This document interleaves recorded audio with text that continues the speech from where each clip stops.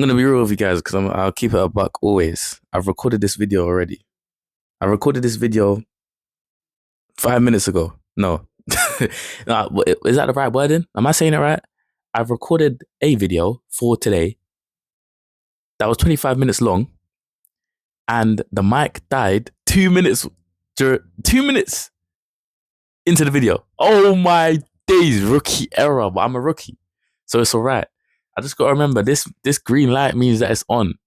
When it goes red and there's no light, then that means it's dead. And I need to and I need to notice that.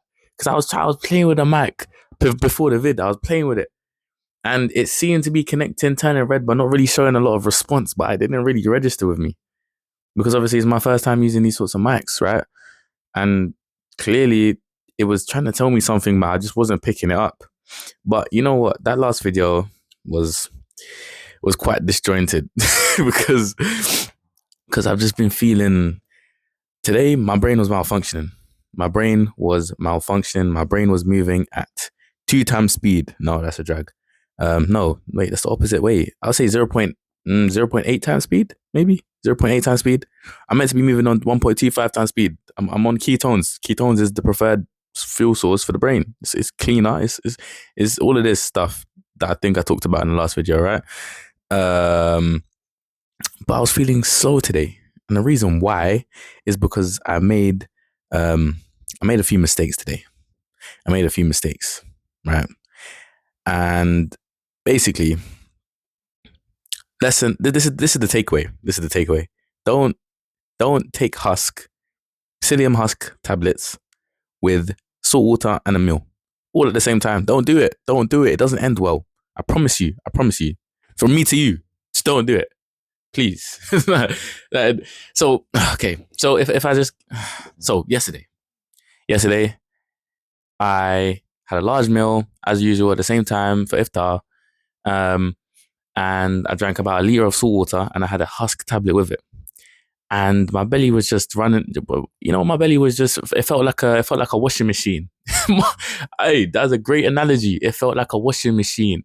But I was doing flips, stomach churns, tumbles, spins, all of that good stuff, right? All of that good stuff that you would want in your washing machine. But your stomach's not meant to be a washing machine. Maybe it is in a sense that it's acidic, right? That it just releases acid to break down. No, I mean, I'm gonna stop. I'm gonna stop right there. But essentially, what the problem is that because what husk is when you take it, it forms a gel and it absorbs all of the water. Right? It's to bulk up your stool so you don't get runny stool. That's like the whole purpose behind it, I think. Or that's why I'm using it. Right? But when you take it with a large amount of food, because husk swells, it causes bloating, and it pushes against the gastric lining, it pushes against the stomach walls, which causes nausea and bloating and you know those sorts of symptoms. And at the same time, because it's being taken with a lot of salt water, it's absorbing all of that water that I'm putting in at the same time. So it's essentially dehydrating me because it's not allowing those minerals to be absorbed into my bloodstream, right? It's actively pulling it out of the bloodstream and whatever I've ingested into itself. It's greedy. It just wants it all. It's just it wants to bulk itself up with all of the things that I'm trying to use to hydrate myself, right? And then it can also cause further mineral loss because of the swelling, it can push the food that I've eaten that down the small intestine when it's not ready to go yet. So it's pushing it faster than it needs to. So it gets pushed through partially undigested, right? And so you're losing some of those minerals there. And so all of this combination creates a perfect storm for the symptoms that I felt today, right? And yesterday. So my belly was churning, this, that, and the other, doing front flips and back flips and side flips and whatnot. And today, my brain just felt a bit slower, you know, just a little bit slower. But that little bit was noticeable. Like my words, they weren't really,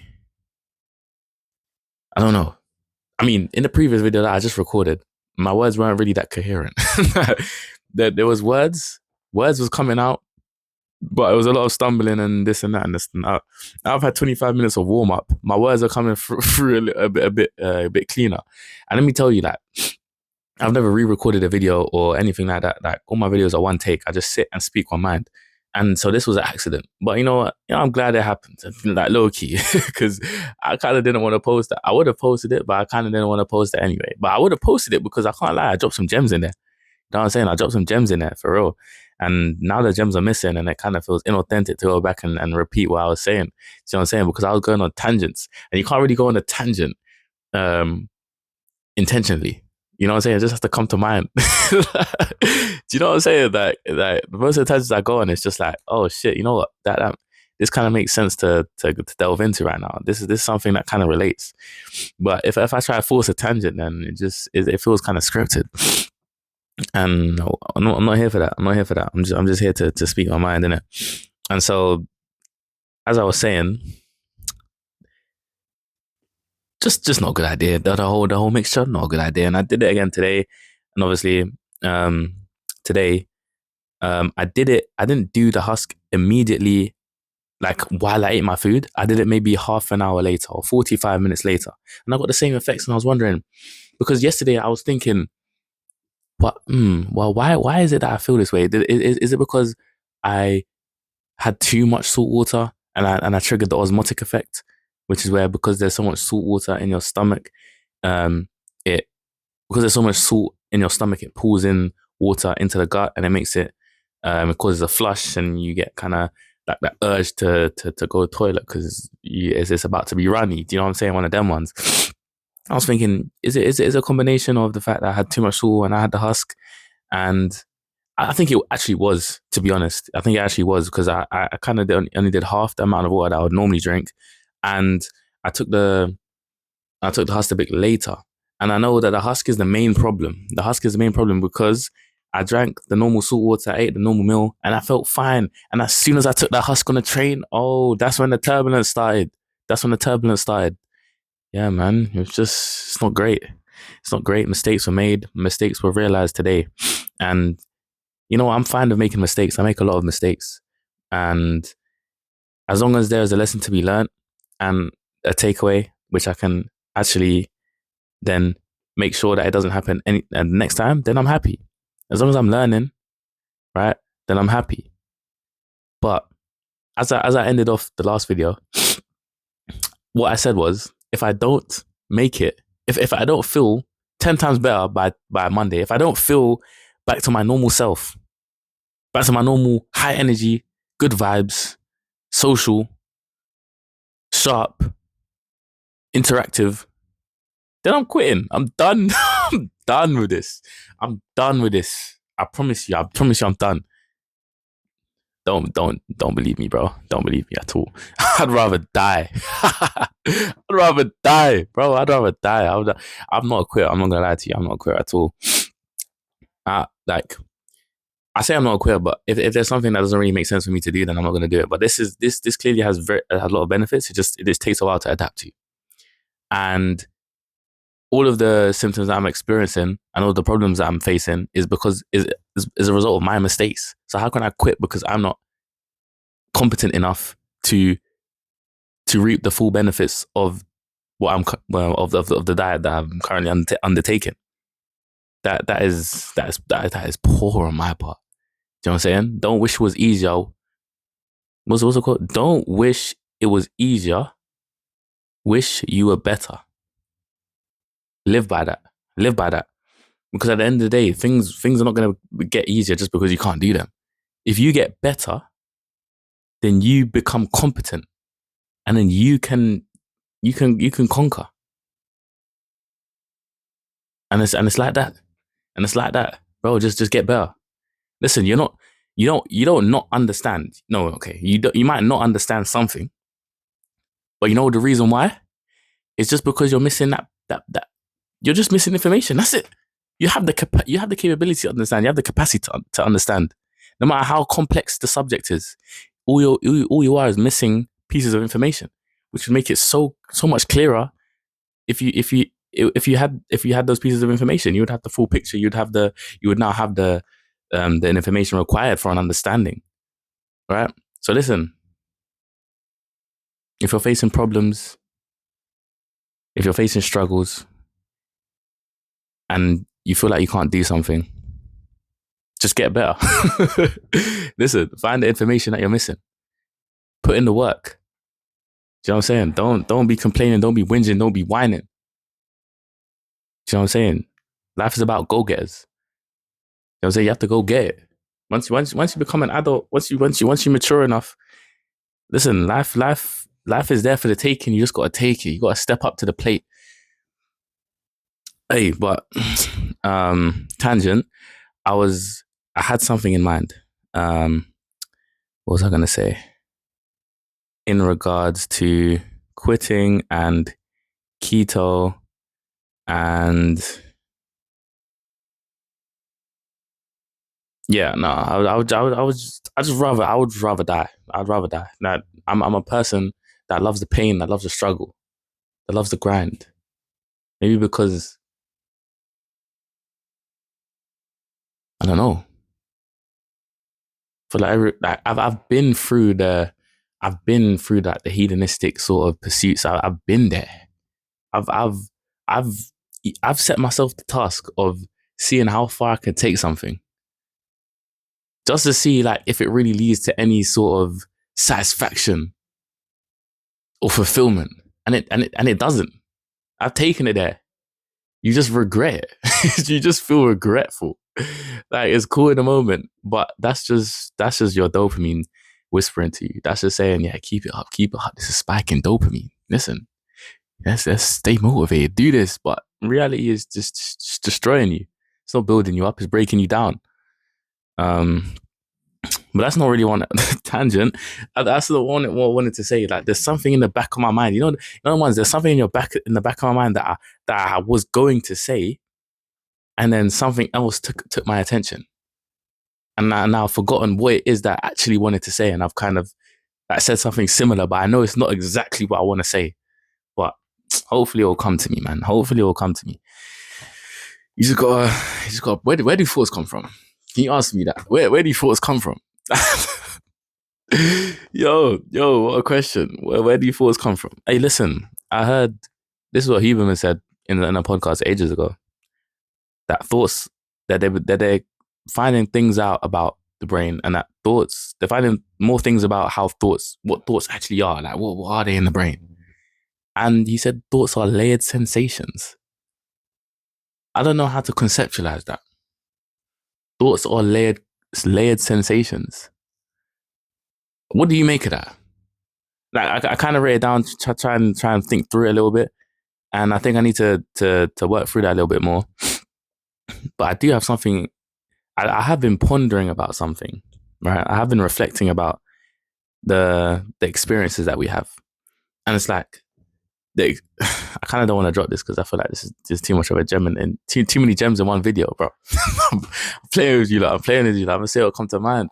I'm gonna say what comes to mind. Listen, that I've been reflecting about experiences and the way experiences are simply manifestations of certain chemical changes in our body. And I guess that's a that's a very physicalist perspective, right? But is if I give you an example of the first example is one when I've given in a recent episode where I took a snooze and obviously that um sparked spiked cortisol, adrenaline, which burned through glucose and then also caused a crash in dopamine. So after I took the snooze out, I was craving. I wanted some whatever sort of food, sweet, sugar, anything. And that was just that experience was just a manifestation of the fact of dopamine dropping. So I wanted to get something to put it back up. So something sugary, something like that. And then also my glucose dropping. So I also just wanted food and anything that would like raise my glucose a bit more. And that experience was just a manifestation of those chemical changes. Um, Another example I'll give is that me and sleep, right? I am one that walks the boundary of consciousness and subconsciousness. I can wake up from a dream, think about the previous scene, and re-enter the dream. And in the dream, I'll feel my arm like coming numb. I'll turn around, be conscious for a second, and drift back into the unconscious. I'm one of them, right? I'm one of them. I've lucid dreamed before. Listen, I'll save all my sleep stories for another episode. But there's this sort of there's this certain sensation that I feel when I'm about to enter REM sleep. So I wake up in the second half of the night, and I used to feel this way back in the day. I used to feel this way back in the day. Like when I was really young, I thought I was being attacked by demons or something. I thought there was ghosts out to get me, bro. I thought the jinn, you know what I'm saying? I thought the jinn had written my name somewhere, and then they had put a target on my back. I used to feel this like pressure, and it just felt like a building pressure in my muscles, right? Like just a, if I describe it, it's like it's a pressure that kind of built throughout your body, right? And it feels like I would say it felt kind of like a squeezing of your body. It's like, and it's building, right? And it's slowly building. And I used to get scared. I used to shake it off. I used to, "Ooh," yeah, and and it used to fuck up my sleep. Not really. Like it only happened a couple times, but um, the one time I was like, this is like after a few episodes, I just relaxed and I just let myself go. And that was the first time I lucid dreamed. Like that was a transition. I transitioned through that feeling, and I managed to lucid dream, right? And a lot of the times when I just relax into this transition, I go into a lucid dream, or I fall into yeah, most of the time it has been a lucid dream or just a normal dream, but not really. And that sensation is the point that I'm trying to make is that sensation, that that squeezing pressure sensation is my muscles going into REM atonia. So it's when your body is literally paralyzing you, right? So you can't move. So I'm literally feeling my body do this to me. And so when I don't give into the pressure, and I just relax and I let it take over. I literally transition from waking into REM. And that is what that sensation is. That is just the manifestation of that sensation, that squeezing and pressure feeling. That's just my muscles being paralyzed. And so this was just to illustrate. This was just to illustrate that point, right? That the experiences are just manifestations of certain things that are happening to your body at one time. I don't know what the chemical changes that take place to make to paralyze your muscles, but I guess maybe that's a bad example, but it kind of made sense to me, right? And I say all this to say, I say all this to say, take care and have a good night, man.